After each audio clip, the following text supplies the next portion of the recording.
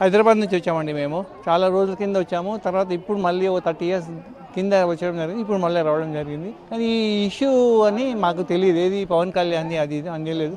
కానీ భక్తుల కోసము ఆ పవన్ కళ్యాణ్ ఇచ్చిన ఫండ్ కానీ ఇంకేదైనా కానీ వాళ్ళకు ఒక ఏర్పాటు చేపిస్తే ఏంటంటే వాళ్ళకు కూడా బాగుంటుంది, స్విచ్ కూడా మంచిగా ఉంటుంది, మళ్ళీ భక్తులు రావడానికి ఆస్కారం ఉంటుంది. ఇట్లా ఏదో కొట్లాటలు పెట్టి పంచాయతీలు పెట్టి పబ్లిక్కి ఇబ్బంది పెట్టకుండా ఉండడం మంచిది.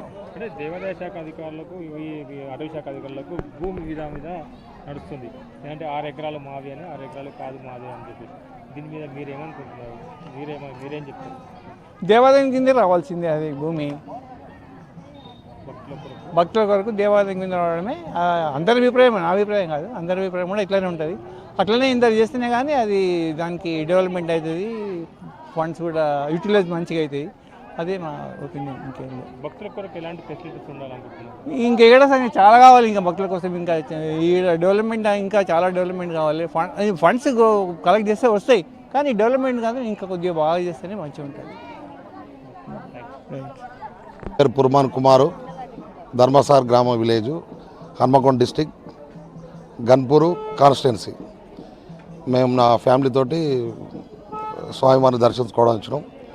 ఇక్కడ పవన్ కళ్యాణ్ గారు 35,19,00,000తోటి అభివృద్ధి కోసం ఇచ్చిన సంతోషం. ఇలాగనే ఇక్కడ లోకల్ నాయకులు కూడా ముందుకొచ్చి వాళ్ళ వంతు సహాయం కొన్ని అభివృద్ధి చేస్తే మా అటువంటి వచ్చి దర్శనానికి వచ్చే మా అటువంటి భక్తులకు కొంచెం ఇంకా వెసులుబాటు అవుతుందని నా కోరిక. దీని తరపున మెగా టీవీ వారికి నా కృతజ్ఞతలు తెలియజేస్తున్నాను.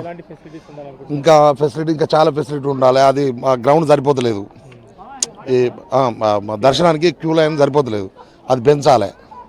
మళ్ళీ ఇంకోటి ఏంటంటే వాటర్ ఫెసిలిటీ లేదు. మెయిన్ ఇది గుండం అంటే వాటర్ ఫెసిలిటీ ఉండాలి. ఈ పార్కింగ్ ప్లేస్ కూడా సరిపోతలేదు, పార్కింగ్ ప్లేస్ పెంచాలి. రూమ్లు ఉండాలి, ప్లస్ వాటర్ ఫెసిలిటీ మాకు ఓకే. ఇప్పుడు ఉన్న మటుకు వచ్చి దర్శనం చేసుకొని వెళ్ళిపోతున్నాం కాబట్టి పెద్ద ఫరక్ పడదు. కానీ మరి ఇక్కడ స్టే చేయాలనుకున్న వాళ్ళకు రూమ్స్ లాంటి సత్రాలు అవి ఉంటే బాగుంటుందని నా కోరిక. నాకు ఇష్టదైవమైన కొండగట్టు ఆలయంకు నేను చిన్నప్పటి నుంచి వస్తున్నాను. కానీ నేను నా ఊహ తెలిసినప్పటి నుంచి వచ్చి ఊహ తెలిసినాక తర్వాత కూడా ఏమాత్రం మారలేదు. మనం ఏరికోరు కొట్లాడి తెచ్చుకున్న తెలంగాణ వచ్చిన తర్వాతనన్నా 2014 తర్వాతనన్నా కొండగట్టు స్థితి మారుతా అనుకుంటే కూడా ఇకనైనా మారలేదు. అప్పటి ప్రభుత్వం టీఆర్ఎస్ ప్రభుత్వము కలిపల్లి మాటలు చెప్పి కొండగట్టు దేవస్థానానికి 100 కోట్లు నేను ప్రకటిస్తానని చెప్పి ప్రకటించాడు. అయినా కానీ అభివృద్ధికి ఏమాత్రం నోచుకోలేదు. ఎన్నో అబద్ధపు హామీలు ఇచ్చాడు ఈ టీఆర్ఎస్ ప్రభుత్వం. మళ్ళీ అది అయిపోయిన 10 సంవత్సరాలు పాలించినా కానీ కొండగట్టు ఆలయం చుట్టూ ఏ అభివృద్ధి జరగలేదు. మొన్న 2024లో కూడా కాంగ్రెస్ ప్రభుత్వం వచ్చింది. అదేమైనా చేస్తానని ఆశపడ్డాను, ఆ ప్రభుత్వం కూడా ఏమీ చేయలేకపోయింది. మొన్న నేను తెలుసుకున్న వార్త ఏంటంటే శ్రీ కొనిదెల పవన్ కళ్యాణ్ గారు తన ఇష్టదైవమైన కొండగట్టు ఆలయానికి వచ్చి ఇప్పటికీ 5-6 సార్లు వచ్చాడు. ఆయన వచ్చినప్పుడల్లా అతని సేవాభావంతో అతనికి ఇష్టమున్న కొండగట్టు దేవస్థానం కాబట్టి అతను పారితోషికం ఇచ్చాడు, 11 లక్షలు ఇచ్చాడు గతంలో. మొన్న దీక్షాపరులకు ఇబ్బంది పడుతున్నారని చెప్పి రూమ్లకు చాలా ఇబ్బంది పడుతున్నారని కొండగట్టు సిబ్బంది ప్రకటన చేస్తే దాన్ని సానుకూలంగా స్పందించి టీటీడీ బోర్డుతో మాట్లాడి 96 గదుల నిర్మాణానికి 35,19,00,000లను టీటీడీ నిధుల నుంచి మంజూరు చేశారు. ఇకనైనా ఇక్కడున్న నాయకులు, తెలంగాణ నాయకులు, టీఆర్ఎస్ నాయకులైనా కావచ్చు, కాంగ్రెస్ నాయకులు కావచ్చు, కలిసి పనిచేయండి, ఆలయ అభివృద్ధికి తోడ్పడండి. పక్క రాష్ట్రం మన రాష్ట్రం కాదు, తెలుగు రాష్ట్రాలుగా ఐక్యతగా పాటుపడి పవన్ కళ్యాణ్ గారికి అండగా ఉండి మీరు ఈ అభివృద్ధికి ముందుండి నడిపిస్తే బాగుంటుందని నా ఒక ఒపీనియన్. ఇప్పుడు ఈ మధ్య ఇష్యూ జరుగుతుంది కదా, ల్యాండ్ ఇష్యూ, అటవీ శాఖ, దేవాదాయ శాఖ, కొత్తగా గత వారం రోజుల నుంచి భూ వివాదం నడుస్తుంది కొండగట్టు ఆలయం చుట్టూ. మన ఈ అటవీ శాఖ వాళ్ళు. కానీ అటవీ శాఖ వాళ్ళకు ఒకటి నేను విన్నపించుకుంటున్నాను నా తరపున ఒక భక్తుడిగా.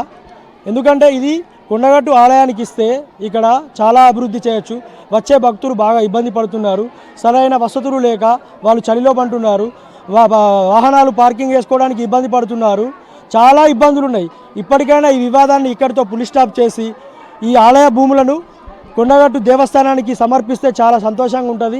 నాలాంటి సామాన్య భక్తుడే కాదు, పక్కపొంటి రాష్ట్రాల నుంచి ఎంతో దూరం నుంచో చాలామంది వస్తున్నారు ఇక్కడికి.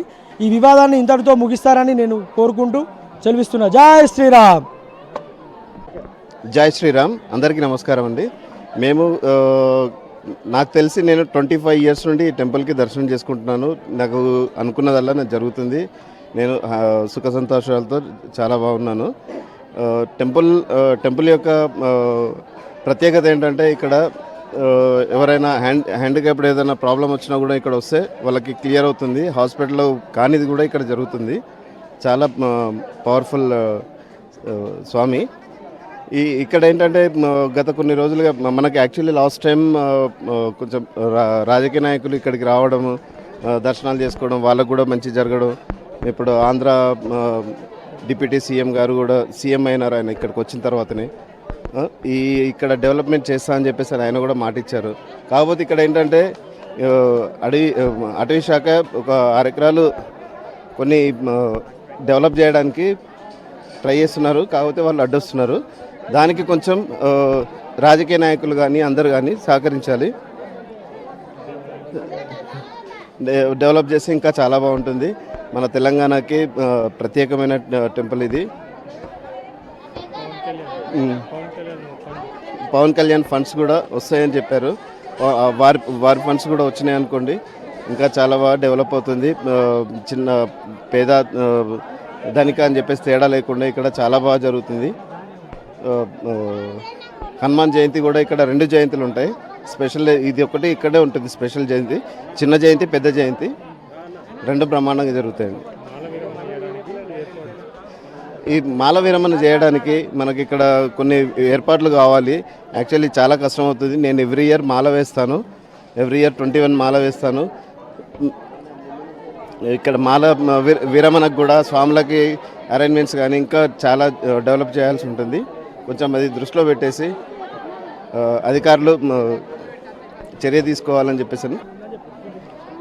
మరియు పవన్ కళ్యాణ్ గారు మనకు 96 గదుల కోసం 36 కోట్లు మనకి శాంక్షన్ చేసినారు. చాలా సంతోషం అండి. ప్లస్ ఇంకొకటి ఏంటంటే ఇక్కడ పవిత్రంగా మాల 41 రోజు 21 రోజు మాల ధరించి మాల పూజలు చేసుకొని ఇక్కడికి వచ్చిన తర్వాత మాల విరమణకి కూడా మనం ఇక్కడ డబ్బులు కట్టి, అంటే లేనివారు ఉంటారు, ఉన్నవారు ఉంటారు, అవన్నీ లేకుండా సిస్టమేటిక్గా మరి ప్రతి దానికి కూడా డబ్బులు అని చెప్పేసి కనకుండా చేసుకుంటే బాగుంటుందని చెప్పేసి నా అభిప్రాయం. మేము కరీంనగర్ నుండి వచ్చాము. యాక్చువల్గా మేము చిన్నప్పటి నుండి చాలాసార్లు వచ్చాము. మా అమ్మ నాన్నలు చాలాసార్లు తీసుకొచ్చారు. మా బాబాయ్ వాళ్ళు, నాన్న వాళ్ళు అందరూ మాలలు వేసుకొని తీసుకొచ్చారు.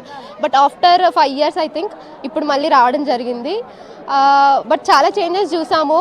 అప్పుడు చాలా హడావిడిగా ఒక హంగామా లాగా అన్ని పూలమాలలతో ఒక వైభవంగా ఉండేది. బట్ ఇప్పుడు వచ్చేసరికి బాగానే ఉంది. బట్ ఇంకొన్ని చేంజెస్ జరిగితే బాగుండేది అనిపిస్తుంది.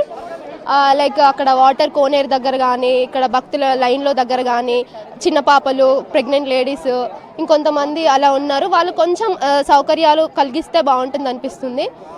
ఇంకా అలాగే వాటర్ ఫెసిలిటీస్, మాలలు వేసుకుని వచ్చిన స్వాములకు కానీ, వేరే కోతులకి అక్కడిక్కడ కొంచెం నీట్నెస్ మెయింటైన్ చేస్తే బాగుంటుంది గవర్నమెంట్ నుండి ఫండ్స్ రిలీజ్ చేస్తే మనకు కూడా అన్ని సౌకర్యాలు తిరుపతిలో లాగా, లేదంటే ఇంకా పెద్ద పెద్ద దేవస్థానాల లాగా మనకు కూడా అన్ని ఒక సెక్షన్గా ఎటువైపు అటు కూల్గా ఉంటుంది. భక్తులకు కూడా ఎట్లాంటి ఇబ్బంది లేకుండా రాని వాళ్ళని కూడా ఇంకొక 2-3 సార్లు తీసుకొచ్చేలాగా అనిపిస్తుంది. రీసెంట్గా పవన్ కళ్యాణ్ రిలీజ్ చేసిన ఫండ్ టీటీడీ నుండి 1,13,35 కోట్ల ప్లస్ అంతా రిలీజ్ చేసినారు. టీటీడీ నుండి మన తెలంగాణకి రిలీజ్ చేసినారు. మన తెలంగాణ గవర్నమెంట్